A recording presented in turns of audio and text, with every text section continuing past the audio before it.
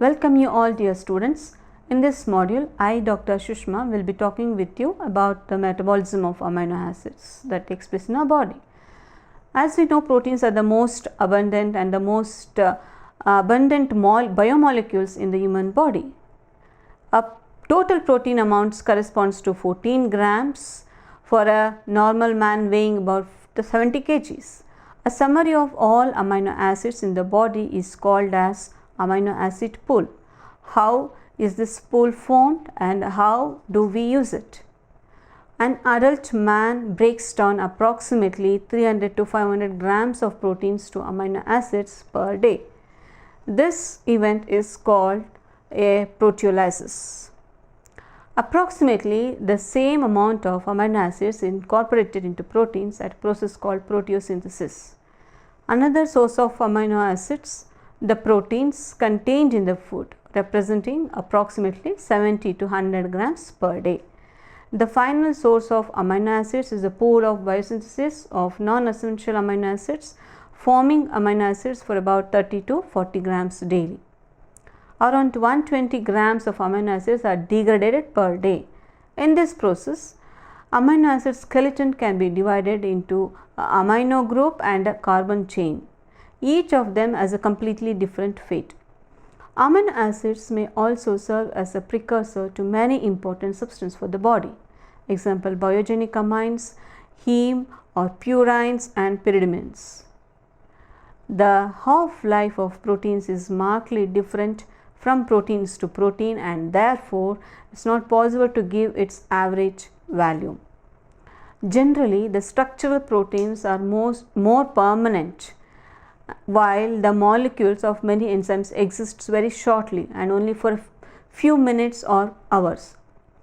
Proteolysis is a complete protein degradation to free amino acids. Proteases and peptidases are not found only in the gastrointestinal tract but also in each cell like lysosomes. The proteolytic enzymes are classified into exopeptidase, endopeptidase, and some proteins are degraded by ubiquitin proteasome complex. Ubiquitin, a small protein, occurs in all eukaryotic cells. Protein designated for degradation in the proteasomes is marked by ubiquitin. This process is called as ubiquitinations if multiple molecules are present.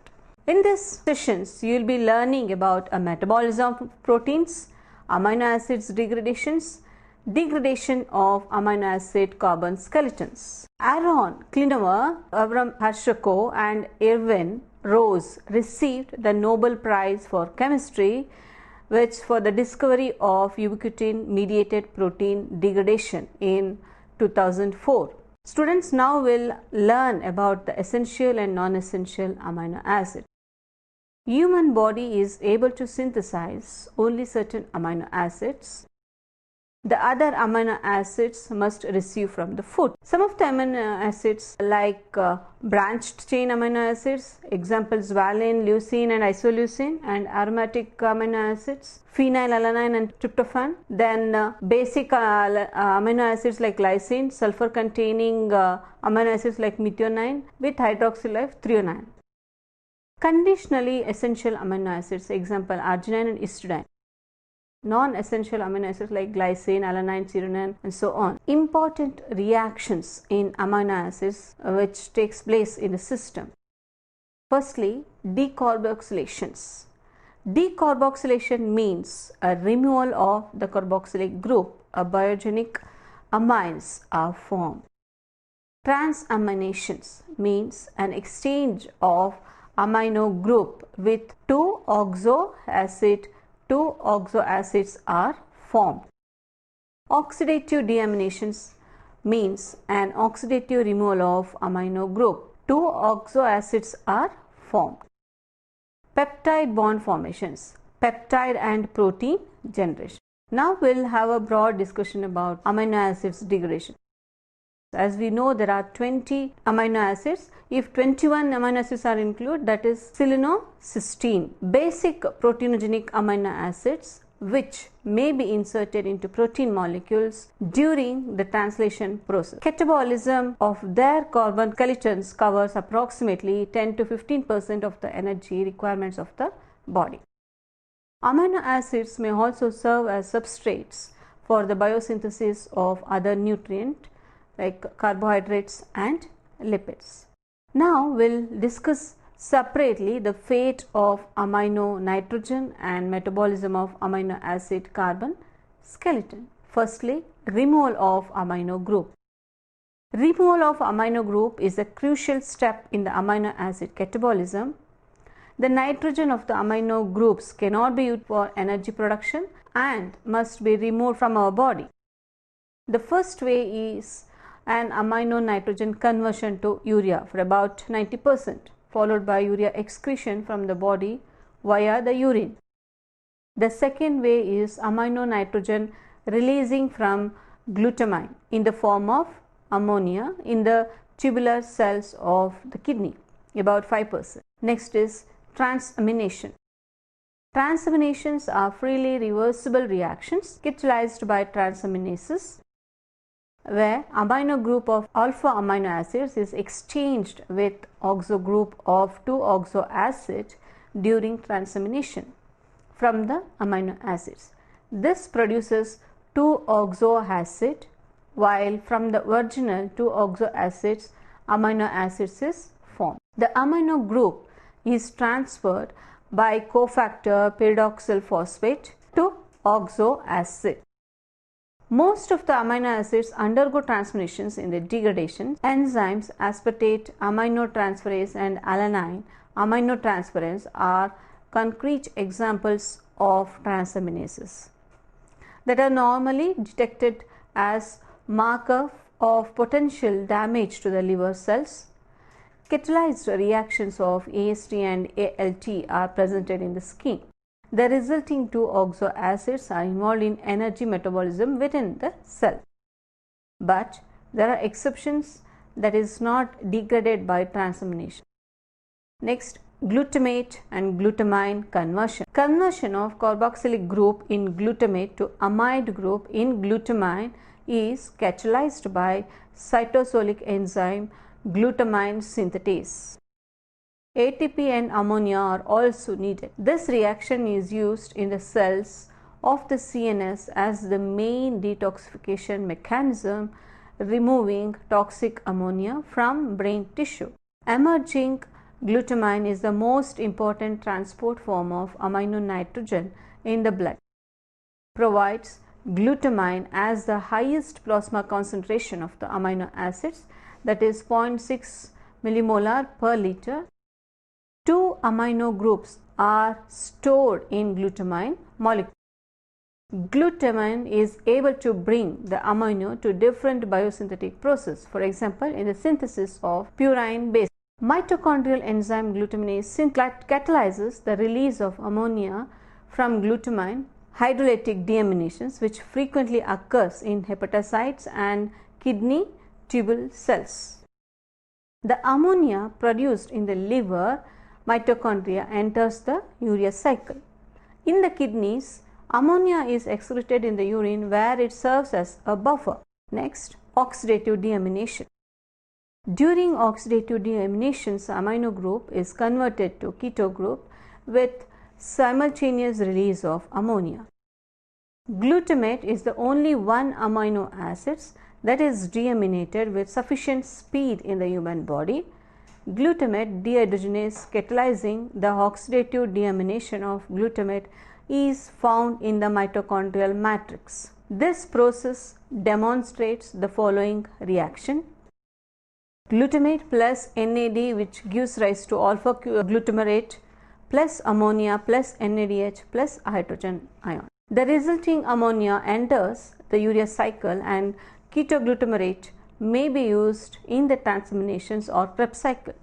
The mentioned reaction is fully reversible and glutamate can be synthesized from alpha ketoglutamate and ammonia.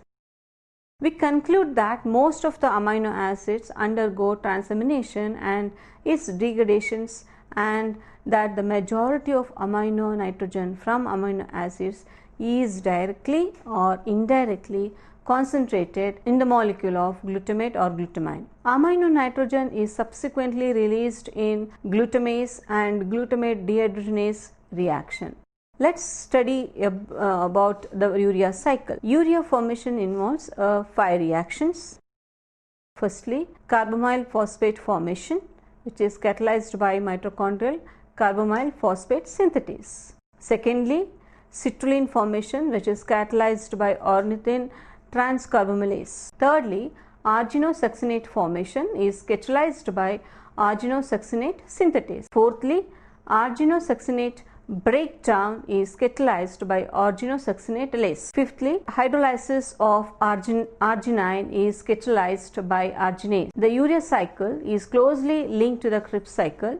From emerging fumarate becomes aspartate. How does this reaction work? The fumarate is first hydrated to malate, which is converted to oxaloacetate by oxidation. Enzyme aspartate aminotransferase catalyzes transformation between glutamate and oxaloacetate. Resulting aspartate enters ornithine cycle. Glutamate is produced by transformation of degraded amino acids, which transmits their amino group on the alpha ketoglutarate molecule. Coming to discuss about the regulation of ornithine cycle. Carbamyl phosphate synthetase 1, the main regulatory enzyme of ornithine cycle, is activated by N-acetyl glutamate. Enzyme N-acetyl glutamate synthetase catalyzes the reaction between acetyl-CoA and glutamate, which produces N-acetyl glutamate. The amino acid arginine increases the enzyme activity, and where the transcription of urea cycle enzymes is increased in high protein diet or by increasing protein catabolism. Therefore, in the increased supply of amino acid, the urea cycle becomes among proton producing reactions. Its activity is reduced at lower pH acidosis. To discuss about glucose-alanine cycle. Alanine participates in the transmission of blood ammonia and also served through pyruvate as a significant source of carbons in the gluconeogenesis. Glucose-alanine cycle is pathway extending between the liver and muscle cells. Pyruvate produced in muscle cells undergoes the transamination to give alanine. It's released into the blood and transferred to the liver, where it is converted back to pyruvate by transamination, and that can be involved in the process of gluconeogenesis. The resulting glucose is released in the blood and enters muscle cells, and the cycles continue. Transferred amino group is directed to the urea cycle. Let us talk about on the degradation of amino acid carbon skeleton. Proteins in the human body, which contains 20 to 21 amino acids and 21 different multi-enzyme sequence which exists for catabolism of amino acids, carbon skeletons. In this text, we restrict ourselves only to the basic general mechanisms of amino acids, carbon skeletal degradation, and a few selected examples. Catabolism of amino acids, carbon skeletons results in the formation of 7 products: pyruvate, acetyl-CoA, acetoacetyl-CoA and alpha ketoglutarate, succinate-CoA, fumarate and oxaloacetate. They have a different fate in the energy metabolism. The strategy of all the cells is to convert amino acids, carbon skeletons to compounds useful in gluconeogenesis or molecule of lipids. Amino acids are divided into glucogenic and ketogenic amino acids according to the fate of the degradation product. Amino acids leucine and lysine belong among ketogenic amino acids, which led to the formation of acetyl-CoA and acetoacetyl-CoA. Glucogenic amino acids include those that lead to the formation of the remaining 5 products: pyruvate, alpha ketoglutarate, succinate-CoA fumarate or oxaloacetate like serine, threonine, cysteine, methionine, aspartate, glutamate and asparagine, glutamine, glycine, alanine, valine, proline, histidine and arginine. But some amino acids have two degradation products, one of them being glucogenic and second one ketogenic. These amino acids are called keto or glucogenic amino acids, and these include isoleucine, phenylalanine, tyrosine and tryptophan. The following overview shows degradation products of particular amino acids. Acetyl-CoA and acetoacetyl-CoA, which includes lysine and leucine, are purely ketogenic amino acids. Some other amino acids like phenyl, threonine, trypsin, isoleucine provide glucogenic and ketogenic degradation products. Secondly, alpha ketoglutarate, which include 5 carbon amino acids, glycine, glutamine, proline, arginine and histidine. Succinate-CoA, non-polar amino acids, methionine, isoleucine and valine. Fumarate, phenylalanine and tyrosine. Pyruvate, which is cysteine, alanine, serine, glycine, threonine and tryptophan. Let us talk about on degradation of brand amino acids, which includes valine, leucine and isoleucine. These are the amino acids which are not degraded in the liver cell but mainly in the extrahepatic tissues, especially high activity in muscle cells. They contain specific transaminase producing the appropriate alpha keto acids, so called keto analogues of branched amino acids. These transaminase is not present in the liver cells. Keto analogues are converted to acyl-CoA derivatives by a dehydrogenase complex which catalyze the oxidative decarboxylation and dehydrogenations. The genetic defect of dehydrogenation complex causes a maple syrup and urine disease. This is relatively rare disease which can lead to accumulation of the appropriate alpha keto acids in the tissues and the body fluid. The defect causes abnormal brain development, mental retardation and even it can result in death of an individual. Students, now let us sum up our topic. Amino acids are a major energy source, especially during conditions in which glucose availability is limited. Most of the amino acids can be used as a substrate for glucogenesis and are termed as glucogenic.